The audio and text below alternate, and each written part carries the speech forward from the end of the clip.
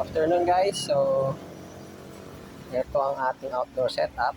So, nag-try tayo nung nakaraan na mag-experiment sa ganitong setup na nasa 1 feet or 1.5 feet yung lalim ng tubig.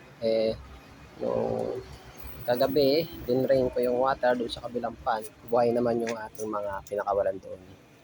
So, today, magpapakawala ulit tayo sa ating second pan.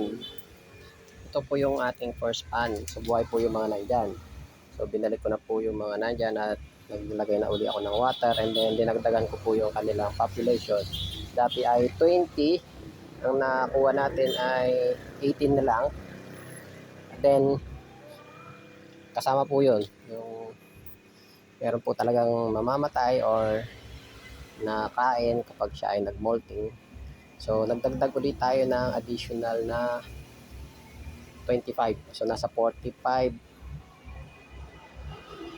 na po yung nakalagay dito. May pasobra po ang dalawa. So, dito magpapakawala tayo ng 50 pieces sa kabila. Dahil marami na tayong juvenile kung tawagin. Pero mas malalaki pa sa juvenile. Nasa 2.5 inches na po yung mga nandito. Ating pakakawalan. So, ito po sila. Ayan. So, this is roughly 3 inches na po yung pinakamalaki. Ayan, marami po yan. 50 po. Pakakawalan natin dito dahil masyado nang overpopulated sa ating indoor setup.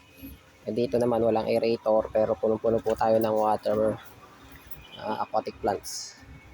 So, yeah, hornwort, tsaka water lettuce and then water hyacinth. So, yun po, papakawala po ulit tayo. Although katanghalian, hindi naman po gaano mainit ang panahon. So, pwede tayo magpakawala. So, dito po ang style ko. Lalagay ko lang po sila dito sa styro. Bahala na po silang lumubog. 2, 3, 4. So, ganun lang po. Hanggang sa maka 50.